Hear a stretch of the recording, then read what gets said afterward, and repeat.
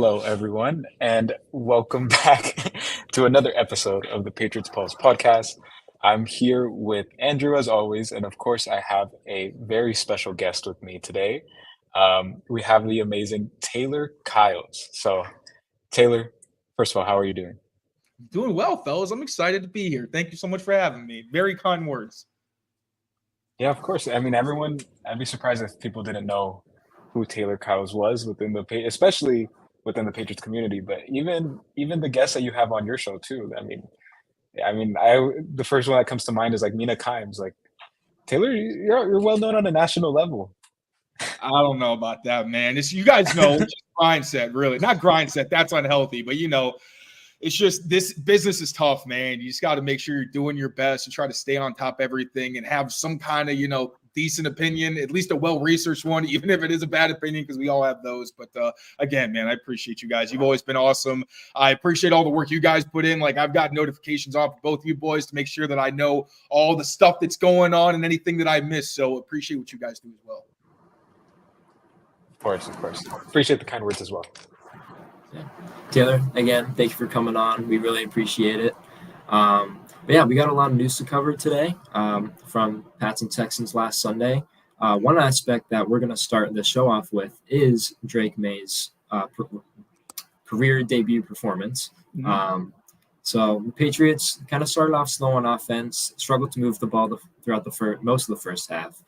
Maye had an overthrown interception and a fumble to start off. But most importantly, one of the good things was that he adjusted and he improved as the game progressed. And he finished his starting debut with 243 yards and 3 touchdowns, one of them being one of the more beautiful balls that we've seen in some time, the Kayshon Boutte, right before the end of the first half. So I just wanted to ask both of you guys, what are your main takeaways from Maye's debut performance? Well, you want to go first? I'm curious what you thought. Sure. I mean, my main takeaway, I would say it was just like I don't want to say confidence. I mean, like for my personal confidence within the offense, it was more so just like, this is what a real NFL QB can do to an offense. And I've been saying it since the beginning, like his like arm strength and just accuracy and just precision, that's something that we haven't been fortunate enough to see for many years. And the fact that now we're able to see it, and it was like on a very minuscule level in just like his first game, but you could see it. You could see like him. I keep thinking about that one play. I think it was a throw to Kayshon Boutte that he like pump faked the flat route, and then it slightly opened up a window, and he just put it right at like exactly where it needed to be. And it's like, that's encouraging to see. That's something that we haven't been used to seeing, and so it makes me excited. Yeah, I mean, it was the full Drake Maye experience. Like, he had the pretty wild misses. Like, looking at his college tape, I remember the one thing that I was really nervous about was, okay, you're going to have some of these spray misses. Like, that happens. He'll get it figured out at some point. I highly doubt that's going to plague him his whole career. But the scary part is if he does that over the middle. And he said in the NFL, you cannot miss high over the middle because there's too many bodies. Players are too good, and they're going to make you pay for it. So you had that. You had a few other spray misses. But like you said, you also had the crazy throws downfield. You had him hitting pop in stride. I can't remember the last time somebody hit pop to the point where he could actually catch it and then run. And we saw what happens when you actually are able to do that. We saw the scramble plays, the one to Hunter Henry. He used his legs a few times. There were some times where, like, the strip sack, he acknowledged he could have let the ball out of his hands a little faster. Thought on the strip sack, he maybe could have hit Kendrick Bourne, then went backside. And you're not really going to get to your third progression a lot of time on quick throws, especially when you have Zach Thomas, trying his best at left tackle and DeMontre Jacobs trying his best over right tackle, So I think that was one thing he really was critical of in his own performance, was making sure he gets the ball out and avoids those sacks. But also with his release, how often did you guys hear during training camp, oh, this guy's release is so slow. What is he doing? It takes forever. If you look at Drake Maye's tape, when pass rushers are closing in, he does a great job of hurrying it up, adjusting his arm the way he needs to, and getting it out before he gets hit. You saw it on the touchdown. You saw it on the throw to pop. You saw it several times in that game where he was able to throw the ball and mitigate the pass rush. So I love that. And also the fact that there were certain windows, like his turnovers, the first one, he got excited. He sailed it. He mentioned he was going to be nervous that week. And I remember thinking, I'm not going to say anything out loud. I don't want to jinx the kid. He's going to have one of those like Tom Brady early in the Super Bowl where they just get excited and it's like he's going to throw a pick. It's okay. It's just he's going to do it. You move on. The second pick, obviously, a freak play. Great by Will Anderson, recognizing it was the second time he ran that kind of play. But the fact that Drake Maye also was pretty averse to risk, where there were a few times where he could have thrown out-breaking routes into cloud defenders in cover 2, where the defender is making it seem like he's going to maybe drop back and get depth, but he's just waiting for you to throw it so he can jump it and pick it off. Drake recognized that and was like, nah, I'm not throwing that. I'm not giving you a pick opportunity. And first time he got sacked, second time I think he ran, and I think the third time he found Hunter Henry on the scramble. So you saw the mentality and the intelligence from him too, where he knows or has a better idea right now what throws to make, what not to. I was really encouraged by it. Obviously there was the bad, but the bad was what I expected. And I was telling people going into the game, hang on to the good, because the good is what you're going to, I think, see more consistently and what people need to get excited about, because sitting at 1-5, there's not a whole lot of things to be thrilled with. But yeah, man, I was pretty gung-ho about Drake Maye's performance.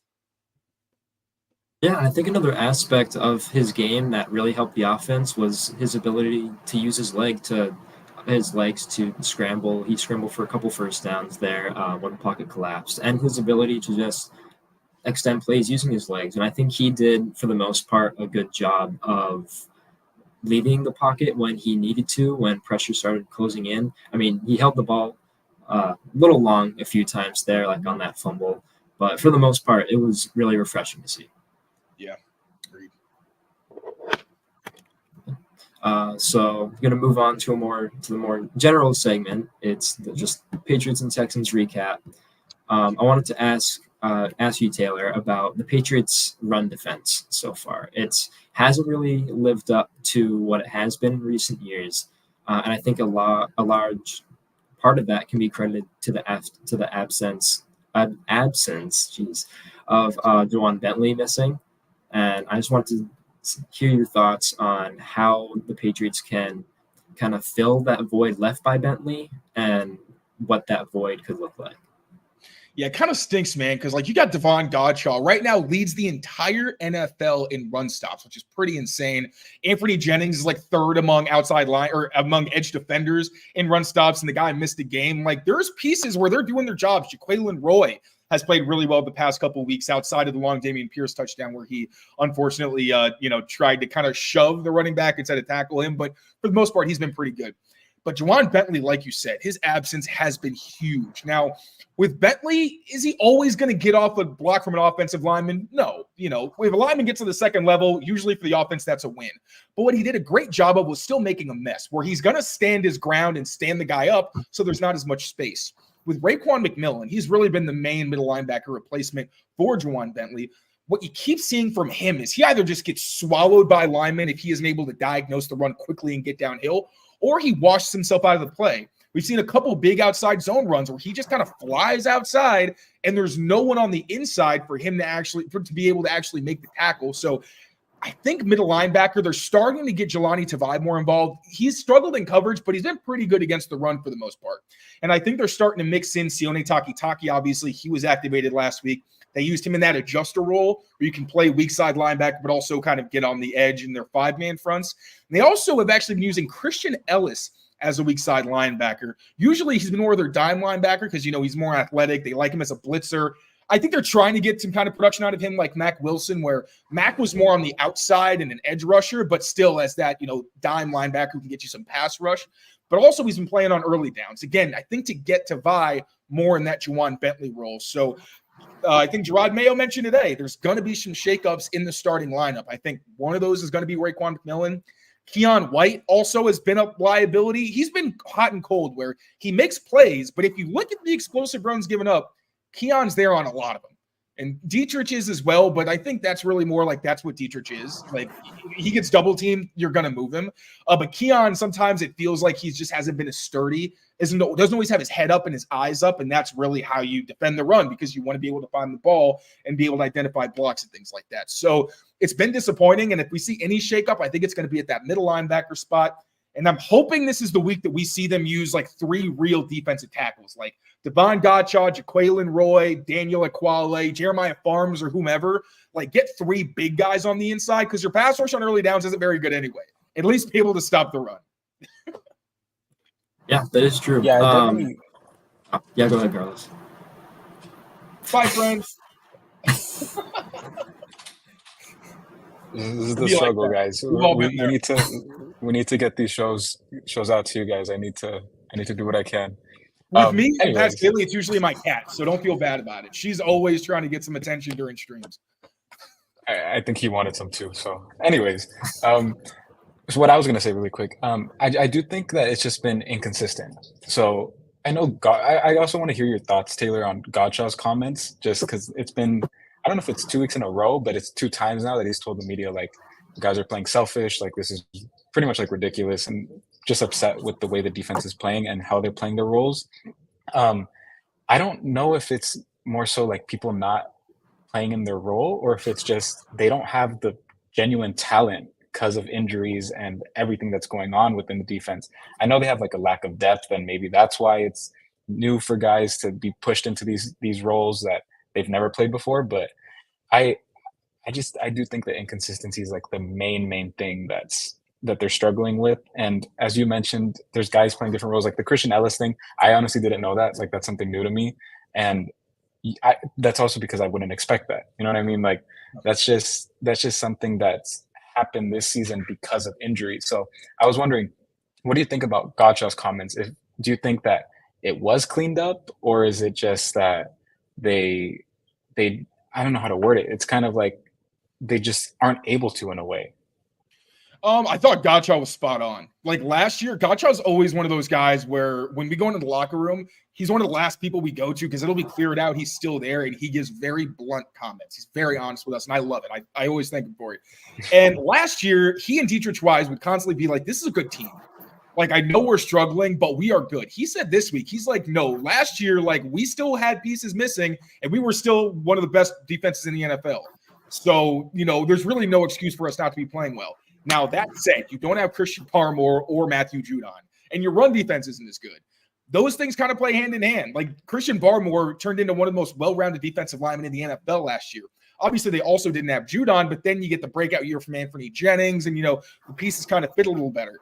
Without Bentley, though, and Bentley missed time last year as well. Like, he wasn't 100% all the time, and then you had to kind of switch things up.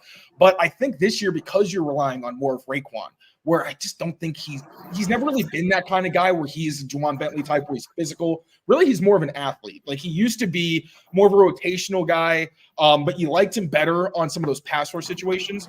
So I don't really want to use injuries as an excuse. I think it's also unfair to act like they don't matter when you don't have Barmore and you don't have Bentley. Peppers, another one of your best run defenders. Like, Peppers and Jennings were killing it last year on this one specific play where Jennings would knife inside and then Peppers would be in the slot in those three safety packages and he would come off from the slot. Like, that got them so many run stops last year.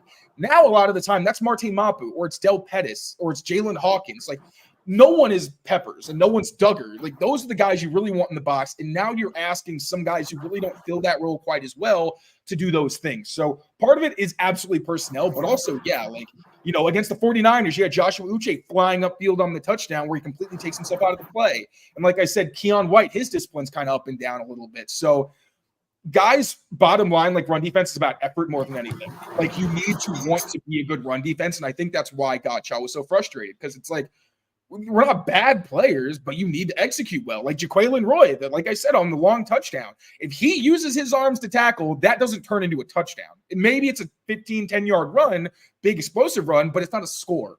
So it is those little things where it's just like a few plays where it's like, you need to do this better. Stay in your gap, get off blocks, tackle well, all of those fundamental things to make up for the fact that you don't have the personnel that you have in other seasons.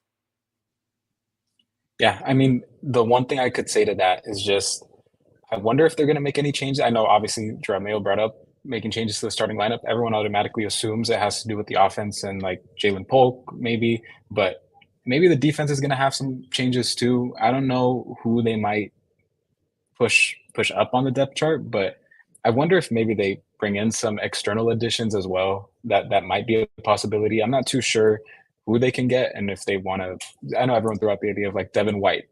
Like, I don't think he would be. You know what I mean? Like, no. So it's kind of like who can. No one can really, like, who was it? Bill O'Brien, right?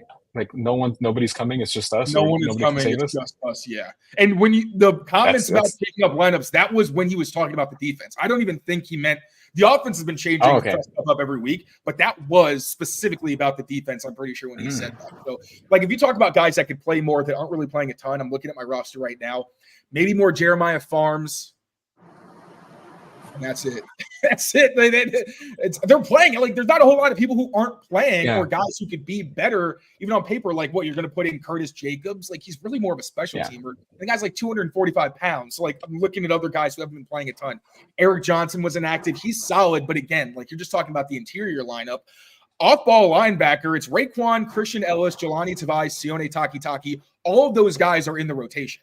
And I know he mentioned I asked him about linebackers specifically. He also mentioned safeties, but then it's like, well, you're not really helping your case there either because, okay, you're going to take off a guy who's 250 pounds, put on a guy who's 225. Like, I don't even care if it's Duggar. You're not in a much better spot if you have a safety at linebacker because you can't stop the run. So I think maybe they could sign someone off the street, but I don't see that happening. I think they're going to roll with who they have and just see who's actually going to play well. Yeah. So, and then kind of switching gears to the offensive side of the ball. Statistically, the offensive line had one of their best weeks in pass protection with Maye under center. Do you think that, and we've seen them kind of get a little better as the season has gone on, and they get more of the same guys continuously starting or in that starting unit. Do you think that this play is going to continue on that trajectory of improvement, or is it going to kind of flatten out at some point? I mean, the only real way for an offensive line to truly get better is to play together and have some level of chemistry. I think you see that on the left side with Vidarian Lowe and Michael Jordan. Like, are they great? No. But you can clearly see that they are better because they've worked together. Like, when you see them handle line games, they don't really allow much penetration. And I think Vidarian Lowe played, 15 snaps or something like that. But you could still see it in those matchups where you're like, yeah, the left side is much better than the right. Because the right has been different, like, since Layden Robinson left the lineup. It's been different pretty much every week. And now we heard from Gerard Mayo that Mike Nwonu might go back to right tackle because Vidarian Lowe has an ankle injury and had to lead the game last week. Now you might have Demontre Jacobs going back to left tackle, which would kick, like I said, Mike Nwonu outside. I don't know if right guard would end up being City So, Layden Robinson or whatever, but like, I think there's definite signs of growth. Like, Ben Brown did an outstanding job, especially as a guy who got there that midweek. Found that he was starting that day to perform the way he did. That was outstanding and gave them enough confidence to release Nick Leverett, who Monty Ossenfort just signed with the Cardinals. I think he's now on their practice squad. So, individual guys can get better, and I think that's what Scott Peters has been telling us, that the individual guys are improving. But he also acknowledged that the line game stuff isn't as good as what they want it to be. It was much better last week. Again, I think Ben Brown was a big part of that. But, like, it's going to be tough because you need to be able to understand what guys are doing around you. If they can get some consistency, I really do think this group can be fine. Like, they're not going to be good. I think they'll be passable because you have a really good quarterback and you have running backs who can make some of their own yards if Ramondre's healthy. But in terms of, getting better, I just think that's really tough if you're not able to play next to the same guys every week. Yeah, definitely. And I also wanted to pull up this question from Ken. He was asking about sorry that I'm covering you there. But what do the Patriots need to do on defense to be better and help the offense kind of stay in games and stay on the field? Because the time of possession has been awful. Like, besides last week, before then, it's just been awful. Get off the field on third down. It's really as simple as that. Now, part of that is penalties. Like, you had Marcus Jones had one phantom penalty, but another one, actually 2 weeks in a row, they've had penalties where in third and long situations, receiver or a defensive, try this again. 2 straight weeks where on third downs, you had third and long situations. Basically, it's just like, you can allow a catch. It doesn't matter. Make the tackle. 2 weeks ago was Christian Ellis, right? Where it was like 3rd and 16 and he tries to break it up. And it's just like, dude, what are you doing? You got there too early. Marcus Jones did something similar last week against the Texans, and that gives you a first down. Dietrich Wise lines up off sides on a third down where they got to stop. Now it turned into a conversion. Texans missed the field goal, but that's another one of those times where it's like, dude, you should have been off the field already. Keon White 2 weeks ago with the 2 different penalties on the same drive that kept the drive alive for the Miami Dolphins and ended up being points that affected the game. So I think the third down execution and discipline has to be better. Obviously, the run defense, like, that's the biggest thing, because if teams can run on you, you're going to have a hard time getting off the field. But like last week, if you do take those long runs off the board, then it's a very different type of game. right? But, you can't have the self-inflicted penalties on either side of the ball because, like they keep saying every week, they are not good enough to beat themselves. So get the penalties out of there and then actually suffocate the run game so teams can't use play action and throw over your second level when you're playing zone. Like, all these things kind of are hand in hand, but discipline is the biggest thing. And then obviously execution. If they're not executing, then it really doesn't matter, what the scheme is or what the game plan is or any of that. You just got to get it done at the end of the day. Yeah. And that's definitely I don't know what I'm trying to say, but it was a tough loss on Sunday, but very promising one for the future. I think a lot of Pats fans took Monday to be their moral victory Monday. But so moving on, wanted to talk about how the rookie class has been doing up to midseason and kind of just do a little update on them so far. We already talked about Maye a ton, so I wanted to start off with second round receiver Jalen Polk. He's been a significant piece to the offense in terms of his usage, but outside of that, he's kind of been underwhelming in terms of production. Mayo earlier today said that he needs to get over a mental hump, but Polk said that he isn't dealing with any mental problems. So I just wanted to ask you, Taylor, what you think the issue is in terms of Polk's usage and what you just kind of make of those comments. I don't like to police what people say, but I think Jalen Polk has got to kind of like wind back.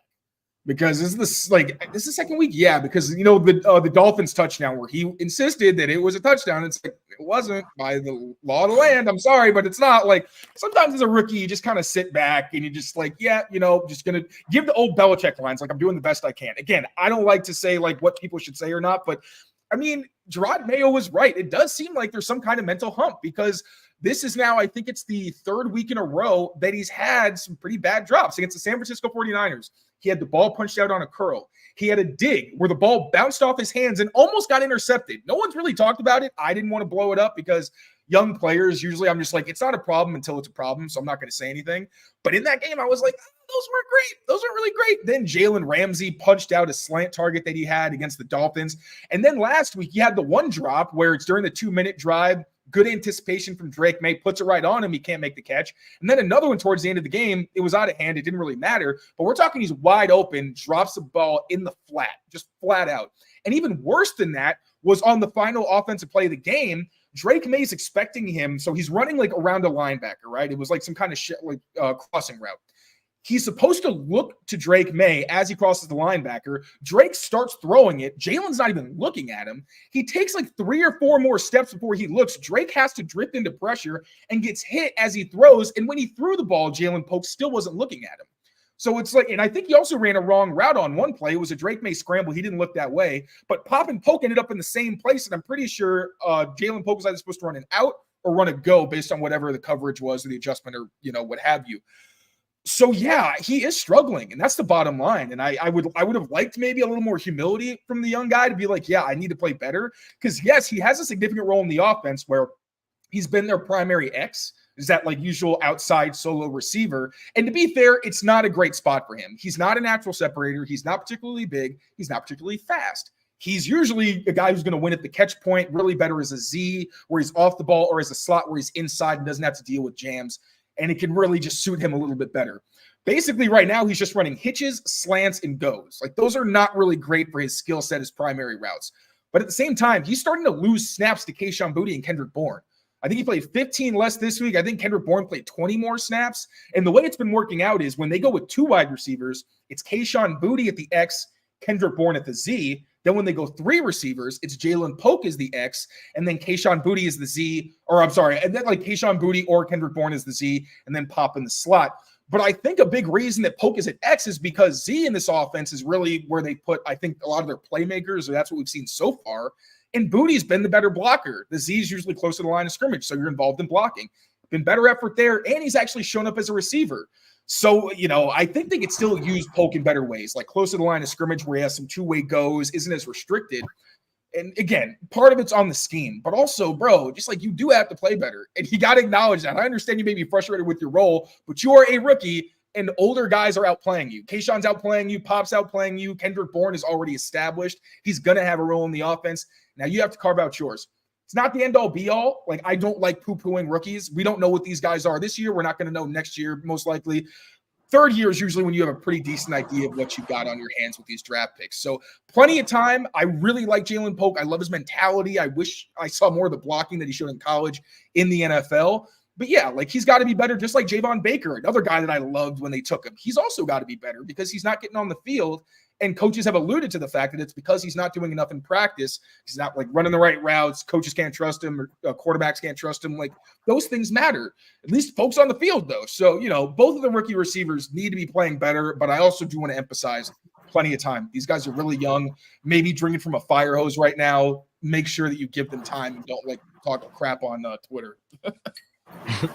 Yeah, I mean, the main thing that I think about is just like, I don't want to say he's creating issues, but a lot of the stuff that people have had issues with him right now are stuff that they expected to have an issue with Javon Baker, if that makes sense. Like comments to the media, or like just his personality, or not necessarily being humble by saying, you make people stand up with, I'm not going to say the whole line, but like, that's what they expected from Javon Baker. And the fact that it's Jalen Polk doing it, that's what's kind of, not, I don't want to say rubbing me the wrong way, but just like, it's surprising.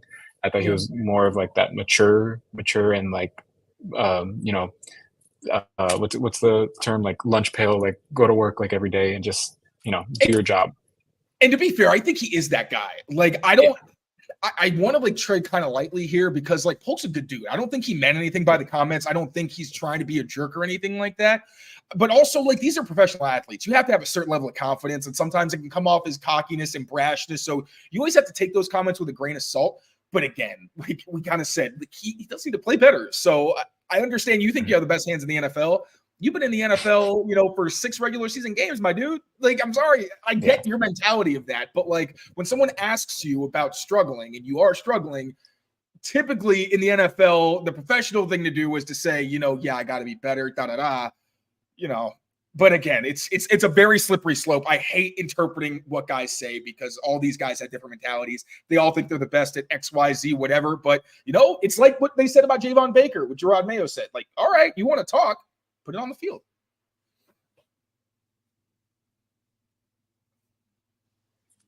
Andrew, I was muted. Okay.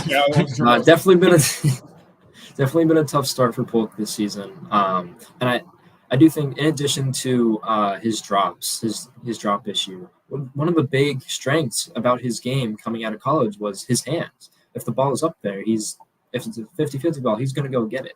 Like, he's aggressive at the catch point, and that was just a big part of his game. And it's weird to see him struggle with that so far, I just think. But since we were on the topic of receivers, I wanted to also ask you about Javon Baker. He's been a consistent healthy and active throughout the entirety of the season. He hasn't really gotten any run, and I think that's leaving some Patriots fans worried about their confidence level in him and his just ability to be a quality option right now. What do you make of what do you just think about like where he's at right now? Reminds me a lot of Kayshon Boutte this time last year, where, he had the one game, but we didn't know why exactly he didn't play after that. Probably was just kind of similar to Javon Baker, where maybe it's just not clicking right now. Sometimes you just got to get used to the culture of the NFL. It can be a shock to some people, on top of like not only just being a professional, showing up every day, doing all that stuff, but then also having to prove it on the field and be a consistent presence there. So it kind of gives me a similar vibe to Kayshon. And it's another reason why I say, like, do not panic. Because Demario Douglas mentioned to us today that Kayshon Boutte's work ethic is completely different. He didn't say completely different exactly, but he did mention he's improved and he's seen growth from Kayshon this season. Sometimes that's just what it takes. I have no idea what Javon's dealing with in his personal life or whatever. Like, we never know, and that's why I kind of hesitate to really speculate, especially when young guys aren't playing, because you have no idea like what's going on in their heads. It could be spinning, but I just think, we heard from Alex Van Pelt. He hasn't earned confidence from the coaching staff or the quarterbacks, and he's got to do that. But I also think that he's got plenty of talent to be an NFL player. Like, that's not even a question. Just going to be about him, getting his head on straight and making sure that he can give that confidence to the people who are in charge. But I'm not hitting the panic button yet. Again, very similar in my brain to the Kayshon Boutte situation. Yeah, and he's young as well, so it's like that's something that people don't really take into account. It's crazy to think I'm at that point in my life where the rookies are younger than me. So it's like I got if I there. put myself in their shoes, it's weird. yeah. So it's like if I put myself in their shoes, it's like I don't blame them for struggling to pick up things and just settle in and find like a routine and something that works. Like it took, like you said, Kayshon Boutte a full season for him to finally have it click. Obviously, it's not clicking to the point that he's like a superstar receiver, but like you see the improvement. So it's like I'm not worried about him. I know people are just like freaking out because he was the guy that they're like the steal of the draft. Like the Patriots got their number one X receiver and everything, and it's like that could still happen, just not right now. Yep, agreed.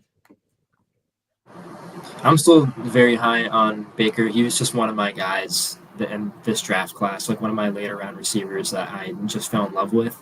But I kept trying to reiterate to people that one of the things about him coming out of college was that he's kind of raw, and he's not a really polished receiver. He's this really explosive guy, and he's going to make plays, as we saw in training camp. He made some crazy plays, but he's just not fully polished yet, and that's going to take some time, I think, for him. 100%. And then also for moving on to third round pick, offensive tackle Caden Wallace. He had an ankle injury. I think it was ankle. Correct me if I'm wrong. But I think it was ankle he got injury. rolled up on. That was rough. Yeah. He got put on IR. It's not 100% that he's going to return this season, which really sucks for his development and just him not really being able to get good reps out there so early into his career.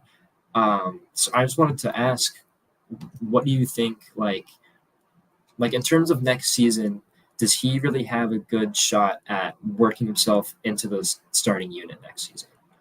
100%. I think that Scott Peters acknowledged to us, and the team kind of has also at points, that Mike Onwenu, they know that he's probably better at guard, and the tackle has been something they had to do. Now, when they took Caden and they said they wanted him to play left, my thinking was, okay, if you're going to play all the guys that seem like they're going to have a role for you, the line at some point is going to be Caden on the left at left tackle, then like City Sower, Layden Robinson, David Andrews, or Layden at right tackle, right guard, then Mike Onwenu at right tackle. But I wouldn't mind a lineup where you just keep Caden Wallace at right tackle, Mike Onwenu at right guard, have a battle at left guard. We actually did see that in training camp where it was City So and Layden Robinson towards the end kind of battling it out.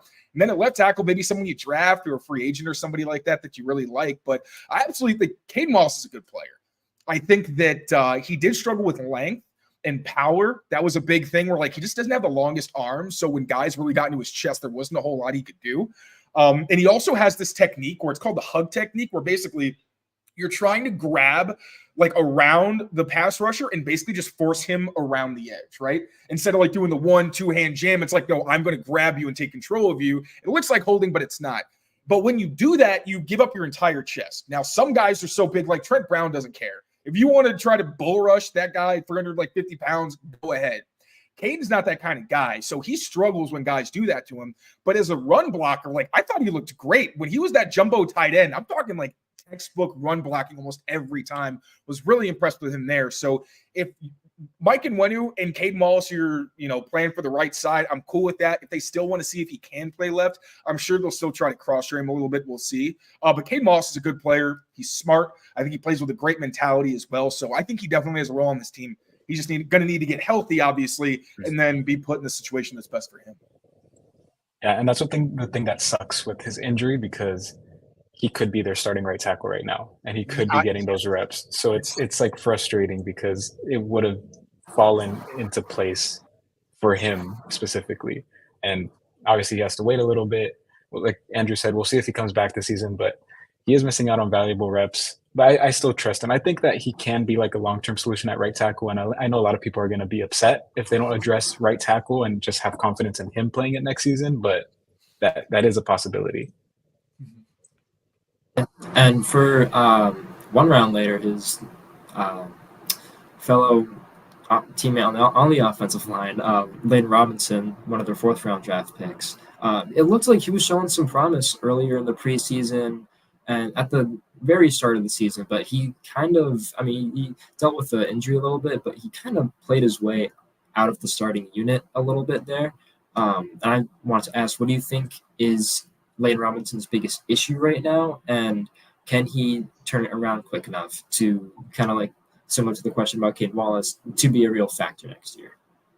Yeah, so Layden did put a lot of quality reps on tape. Like every game he played, you understood why he was out there. Like he's a very good run blocker and pass protection. When he's on point, like he can lock you up because he's got long arms and strong hands. So if he initiates contact and gets his hands on you, you're not really going anywhere. That said, when I talk about drinking through a fire hose, like offensive line in the NFL, not a whole lot of things that are harder to do as a rookie, especially considering, once they lost David Andrews, I'm sure that just made the equation even tougher because that communication's not there. And I know Layden really liked the fact that he could work between two veterans who really, have been in the NFL for a long time. Biggest issues I noticed were like some one-on-one matchups. Like technically he still has some work to do.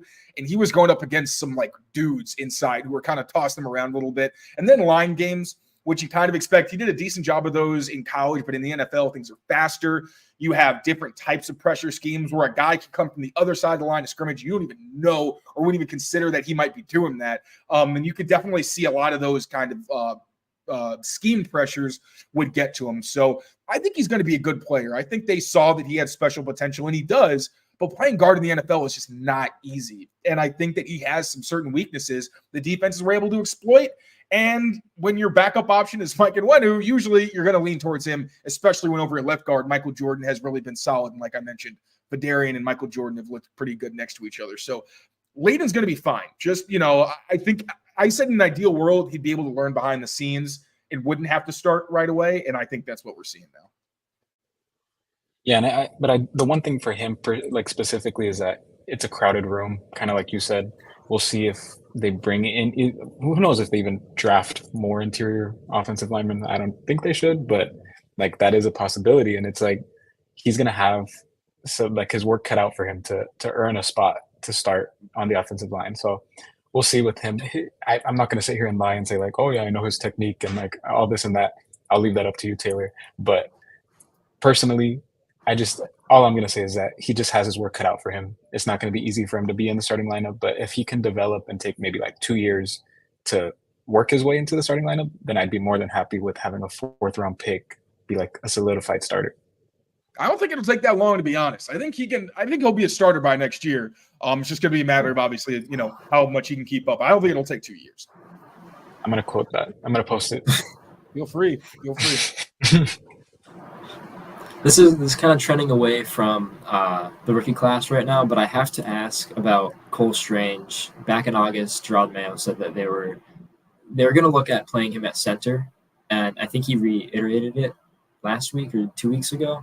I wanted to ask about your thoughts on that. And I know David Andrews is getting up there in age. He's going through that surgery that likely season-ending, and I just wanted to hear your thoughts on Cole Strange if he comes back this season, him playing at center, and kind of what his future looks like. It just popped in my head. I had to ask. No, that's fair. I've been pro Cole Strange at center for like a couple years now. Like especially last year when we didn't know what David Andrews' future looked like. I was like, Cole Strange, he probably play center. I know he did that at the Senior Bowl. He snapped, and I think people saw him more as a center probably than a guard. A lot of it was because he isn't the biggest guy.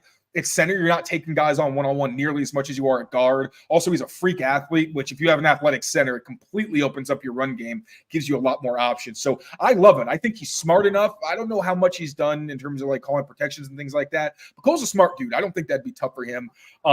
Physically, I think once again that it is a better fit for him. I think it'll maximize his athleticism, and I think that some of his weaknesses would be less prominent, I think.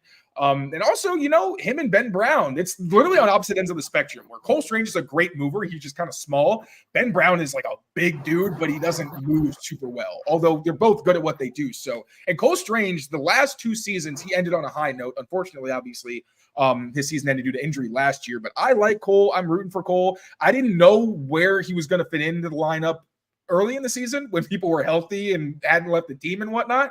But right now, they need some center help, most likely, unless Ben Brown absolutely tears it up for him. So I know they're also considering him at guard, like all those interior spots, but I love the idea of Cole Strange, especially long-term as their center, potentially. Yeah, I still feel like his biggest issue right now for his career is just not being able to stay on the field consistently and just gaining some consistency, gaining some rhythm, and I feel like that's really been hard for him to do because he's just been on and off the field. He's just been on and off the field so far. Yeah, just rough luck for him, man. It's not even like it's these like weird injuries where it's like a hamstring or something. It's like, no, he got rolled up on. Like, you know, that just kind of sucks, unfortunately. But yeah, and that was a serious injury that he suffered also. Like, I wasn't sure what his return was going to look like. We talk about like ACL tears are bad. Like, that injury was one of the worst that you can have. Like, used to be like career ending. So I'm just glad he's going to get back on the field. And hopefully once he does get back on, he can stay on. Yeah, definitely.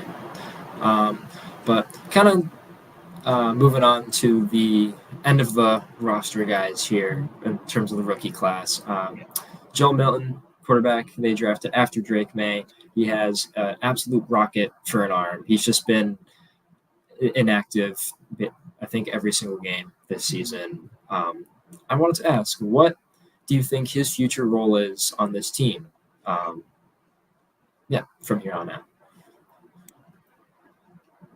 I think Joe Milton's going to stick at quarterback, whatever happens. I don't think he's going to switch positions. I also think switching positions in the NFL is very overrated. I think it's something that sounds easy because we have access to Madden. It's not easy. Like, I think you could probably name like 3 guys who have switched positions and actually been good at them, and like very few recently.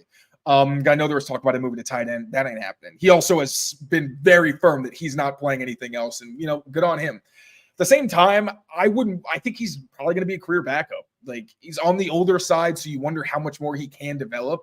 He is smart. Like, he's very charismatic. Like, he's a good dude, and I think he'll always have a place in an NFL locker room. But I think for this team, he's going to be a backup until he has a crazy preseason, and then they can use him as a trade chip. So, you know, I don't think he's going to be in the roster in like 2 seasons. I don't know if he's going to be on the roster next regular season, you know, if he performs well in the summer. But really, yeah, just exclusively a backup. I don't really think that he's got the touch in some of the, you know, things that you like to see consistently from quarterbacks to be the kind of guy that could carry a franchise. But because the way he carries himself, because he has the big arm, like, I think he'll always have a place in this league. I just don't think he's going to be on the Patriots for very long.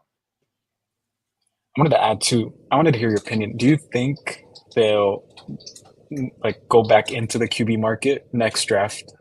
Do you think that's a possibility? I think you should be drafting receivers and quarterbacks every year. Doesn't have to, you know, it can be another Joe Milton where it's in the 6th round, 7th round, or whatever, be a day 3 guy. That's fine. But I think they're too valuable of a position for you not to at least try to continue to, like, if you have 3 quarterbacks on the roster, like, yeah, you probably don't need to draft another one if they're like on long-term contracts. But we know how quickly things can change where you trade a guy gets hurt, what have you, whatever happens.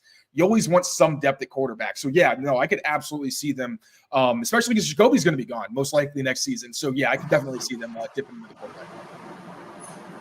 Yeah, and just because we got to move on a little quicker here, moving on to another 6th-round draft pick, Marcellus Dial. He's the only defensive player that they drafted this season. I thought it was a possibility he could get some run at free safety just because I feel like he's kind of fit for zone coverage. But he's primarily just played special teams.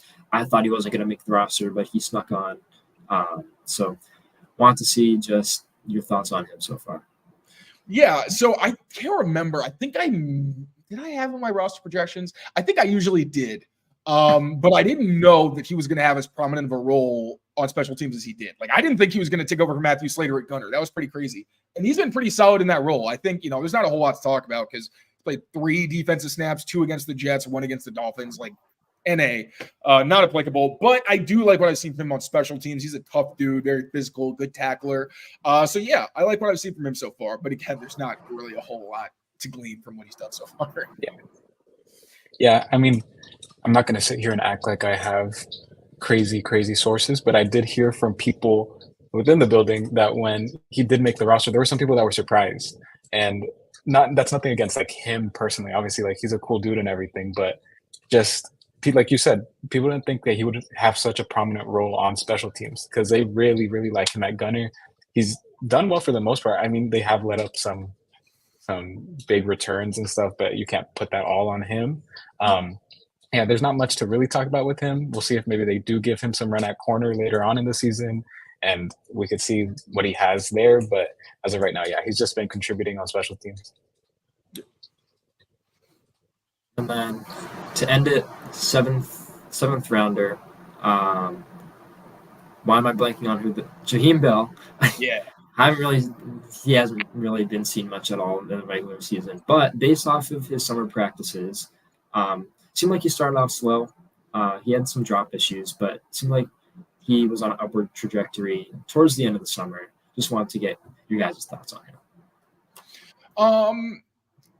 I liked what Jaheim Bell could be. I wasn't really impressed this summer, like you said. I thought that like people really wanted Jaheim Bell to be a thing immediately, and I was just like, yeah, y'all, I don't see it. Like there was one practice I remember he had 3 touchdowns, and it's like every single one was to a flat. And I'm just like, if he doesn't catch these touchdowns, we have a real problem. But also, again, like he's a talented kid, and when you saw him used to his strengths, where he's blocking in motion or at the second level, you definitely saw there were some positive qualities, and he's got athleticism and all that, but he's really only played like garbage. I think he had 1 snap before he came in for one snap on the season, I think, before he came in for garbage time. Let me double check. That is true. He played 6 snaps on the final drive last week. So another kind of like NA. He hasn't done anything. I think he's in the similar boat to the other guys where maybe, still trying to learn the NFL playbook and just learn how to be professional and get himself on the field, which he's a 7th round draft pick. Like, that's okay. I think it was going to take time. I don't know how much health has to do with it or what have you, but, we haven't seen much from Jaheim Bell. I think he has a bright future. Usually it takes a while for tight ends to blossom anyway, because there's so much you have to do. You're an offensive lineman, you're a receiver. A guy like him would probably be lining up all over the place. So, I think it might take a while for him to catch on, but once he does, watch out. He's definitely going to be a fun piece. Yeah, I mean, I personally don't see him as like a tight end 1 for the team in the future. I could see him as like a complementary piece and someone that can stick around and be used in special packages and everything like that. But he's a 7th round rookie. Like you said, Taylor, like it takes tight ends time to develop in the league. So I'm not too worried about him. Like you said, it's an NA. Like there's not much to talk about. But to quickly transition over to, I don't want to say the next topic, but I just wanted to hear your opinion. I know we didn't talk much about the Jaguars matchup. It's like one of those games that it's like either team can win, which is one of the rare times we can say that this season with the Patriots. But I wanted to hear your score prediction. What do you think the final score is going to be? It's going to sound crazy. I think I'm going to go 28-17 Patriots. Wow. I think that this, like last week I was saying you want to run the ball on the Texans because they have a much better pass defense and their run defense wasn't very good on paper or really on film either. I think just the fact they had all the injuries and everything kind of messed up the run game. But the Jaguars, I think, have a solid run defense, but their pass defense is booty. Not Kayshawn booty, just straight booty. So I do think this is the week where it's like, yeah, like as long as you're protecting your edges, because they do have some good edge rushers, unleash Drake Maye. Like this is the week where it's, yeah, no, for real, bombs away. If they're man coverage, throw to pop. If, the zones, you can manipulate those. Like the throw that you mentioned to Kayshawn Boutte, where he pumps the underneath defender. Like Jaguars play a lot of cover too. And I've seen a lot of plays to the sideline where they like those kind of smash concepts. So I think the Patriots are going to bounce back. And the Jaguars, if the Jaguars weren't so dysfunctional, I wouldn't feel as good about this. But like they're kind of like, they're worse than I think the Dolphins are, really, because this has been like multiple years of just not good. So I think this is going to be a good bounce back game for the Patriots. And I think if they do lean on Drake Maye, I think he could really rack it up against these guys. And I think the defense, Tank Bigsby's been fantastic. But if they can get out to that early lead and the Jaguars can't run as much, then I think the secondary can play their man coverage and they can play to their strengths, and they'll do a lot better against Trevor Lawrence and Brian Thomas and all those boys. So I think the Patriots are going to win this one handily. Okay. What's Drake Maye's stat line looking like? I actually almost nailed this on Bill Perry's show last week. I think I said that he was going to go like 17 for 22 for 220 and 2 touchdowns and a pick. I was close. This week, This week, I'm going to go Drake May. I'm going to go 20 for 30, 280 yards, 3 touchdowns, and a pick. And a pick. Okay. Okay. I mean, I'd be happy with that, especially if we get to see like a deep throw or something like that. I'd be happy with that. That's what I'm saying. I just think they're going to let the kid air it out. Then I think maybe they get another touchdown on the ground. Yeah. All right. Andrew, what's your score prediction and Drake May's stat line prediction? Score prediction. This is kind of tough. I mean, Jaguars defense, like Taylor said, really not all of that. Their pass defense, especially, but also their offense. Their play calling is awful. I feel like sometimes I just look at what they run and just shock of how bad it is. So honestly, I gotta go with 24-14, Pats. I'll go with that. It's probably more reasonable. What about Drake May's stat line? Drake May. I do got to include a pick in there, just some rookie struggles. But I'm going to go similar to Taylor. 2 touchdowns, a pick, and I think he throws around 250 yards. Okay. We got to remember, y'all, if he had hit Pop Douglas in stride a couple of those times, we're talking about maybe almost a 300-yard game. So, like, I know what I said may sound crazy, but it's not totally out of the question. Like, he's going to have his inconsistencies, but if he and Pop get on the same page, I don't think that you can really do much against them in man coverage. That's just me. I mean, if you think that sounds crazy, I think my prediction is going to sound crazier because I personally think they're going to score over 30 points for the first time this season. I'm going to go with 32, I'll say 24, because I don't know how I feel about the defense too much, but I'm going to go 32-24. I'm going to have Drake May throwing for 3 touchdowns and 0 picks. And one of those could be on the ground, but I'm going to have him also going for over 300 yards. I think this Jaguars defense is very susceptible to deep passes and just errors all around. So I think this could be his like welcome to the NFL, like on the national, like it's literally an international stage. So I think he's going to really put on for the Patriots and show why he was the number 3 pick. 100%. I think that's a good call. I'm scared, man, because I think we follow the Patriots. So 300-yard games don't come around very often. I'm a little nervous, but I like you're being bold. I should have been bold too, but I like that. I'm giving you the 300-yard one. And I'll be shouting you out, and I'm going to bring this back up when that happens because I'm sure it will. Hopefully, I'd love to see a Patriots quarterback throw for over 300 yards. Let me see the last time it happened. Let me do some digging real quick. I feel like it was it Zappy have a 300-yard game? I don't think he did. I don't know. Real quick. Let's see. 300 yards for a Patriots quarterback. Season. I have to go back a bit. Let's see. So I'm going back. The last 300-yard game was maybe not the last. I know Mac Jones against the Eagles. He had 300 yards. Let's see. Oh, was that the last one? Oh, no, the Bills game. He literally had exactly 300 yards. And then against the Eagles, he had 316. Those are the only 300-yard games the Patriots had. And then before that, the last 300-yard performance was Bailey Zappi against the Browns, I think. Maybe not. Maybe that's I grabbed. Was that his first start? Oh, we do know they only had 2 300-yard games last year, and it was against the Eagles, and obviously the win against the Bills. So break that streak. They don't come around often. No, not very. Not around here. They didn't. We're moving on. Yeah. Carlos, is that the first time we've agreed on a Pats W this season? I think our first we both said the same thing for the Bengals, right? No, you predicted a loss. Yeah, you're right. Yeah, you're right. I did. I was a downer. Right, let's see. We'll see if we're right. All 3 of us chose them, so let's see what happens. I'm feeling good, fellas. I'm feeling good. Andrew, you want to take it away? Oh, yeah, my bad. So that's going to end it. Taylor, thank you so much for coming on. For the people who, for some reason, don't already know about you, where can they find you? Yes, thank you guys. Seriously, this was a pleasure. Keep killing it. You can find me at tkyles39 on Twitter, X, whomever you want to call it. And then you can find my written work at clnsmedia.com. Not doing as much of that, really trying to focus more on the digital. You can find the digital stuff over at Patriots CLNS on YouTube. Perfect. Yeah. Make sure to go check out Taylor's stuff and all CLNS Media's stuff. They do great work over there. You can find me at NetsPGS on Twitter, Carlos at Los Talks Pats on Twitter, or X, whatever you want to call it. But thank you for everyone for tuning in. We'll see you in the next one.